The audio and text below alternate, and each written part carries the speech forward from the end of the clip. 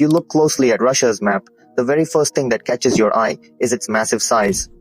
Russia is the world's largest country, stretching across 11 time zones and 2 continents, Europe and Asia, from the icy Arctic lands in the north to the deserts of Kazakhstan in the south, and from the Baltic Sea in the west to the Pacific Ocean in the east. Its reach is vast.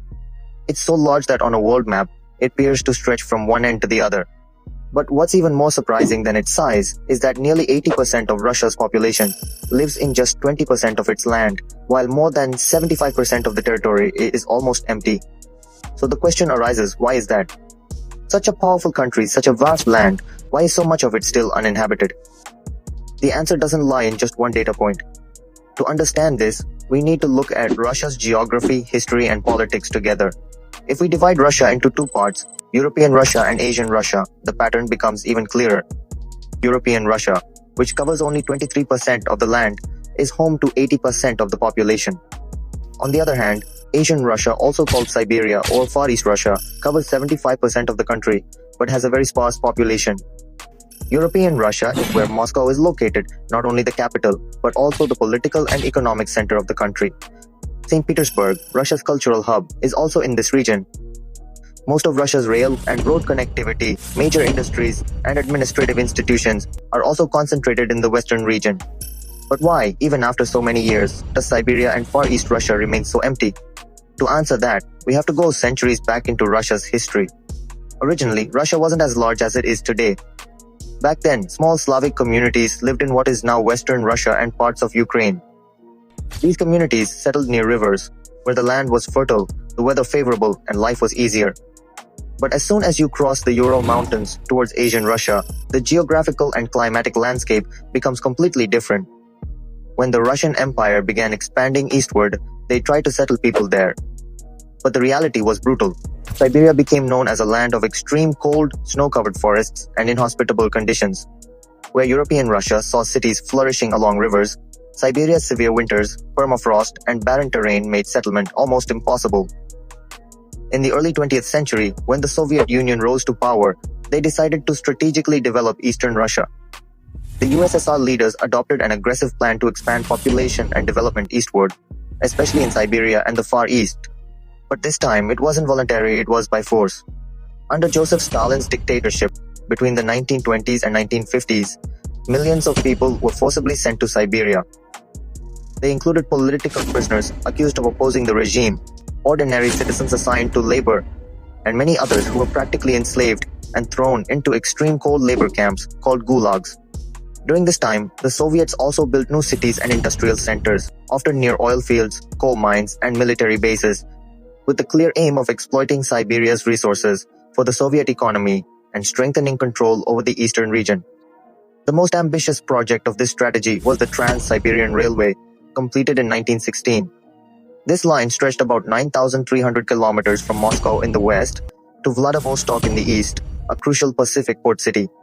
It remains the world's longest railway line, built to connect Russia's Far East with its west. Despite these efforts, the reality was clear. Most Russians didn't want to settle there. Even with cities, industries, and railways, the number of settlers in eastern Russia remained low. The biggest reason was that western Russia was naturally far more favorable for living, with pleasant climate, fertile flatlands, easy for farming and construction. The Black Earth Belt region, covering Kursk, Voronezh, and Belgorod, is among the most fertile lands in the world, producing nearly 70% of Russia's grain, including barley, wheat, and sunflower. Large rivers like the Volga and Dnieper not only support agriculture but also historically facilitated trade and transport. The Volga flows through more than 11 Russian cities before meeting the Caspian Sea, sustaining both agriculture and the economy. Being closer to Europe also exposed Western Russia to greater cultural and technological influence.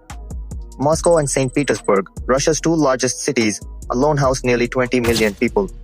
These regions have better infrastructure, healthcare, job opportunities, and high-quality education. Most businessmen, officials, and professionals are concentrated here. For example, the average salary in Moscow is nearly double the national average. So there's a clear divide. Western Russia is the economic and political powerhouse, while Siberia and the Far East still lag behind. The main reason is living conditions. Life in eastern Russia is extremely tough. Siberia is infamous for its harsh, sometimes deadly winters. For example, Yakutsk, the coldest city in the world, sees temperatures drop below 60 degrees Celsius. Rivers stay frozen most of the year. Summers are short, humid, and filled with mosquitoes. Cities are few and far apart, separated by forests, mountains, permafrost, and snow, making infrastructure development very difficult. Roads are scarce, public transport almost non-existent, and agriculture nearly impossible. Yet despite these harsh conditions, Siberia is a hidden treasure. It's rich in natural resources: oil, gas, coal, gold, diamonds, fresh water, and even uranium. Around 80% of Russia's natural gas and 70% of its oil comes from Siberia alone, fueling European countries through winter and summer. Siberia also holds Lake Baikal, the world's deepest lake, with a depth of around 1,660 meters, containing nearly 20% of the world's fresh water. It also has 40% of Russia's coal reserves, along with massive gold and diamond mines. But extracting these resources in Siberia and the Arctic is neither easy nor cheap. The Arctic's extreme cold makes it difficult to even reach the ground beneath thick ice sheets. With little road and transport infrastructure, bringing drilling equipment and heavy machinery is a logistical nightmare.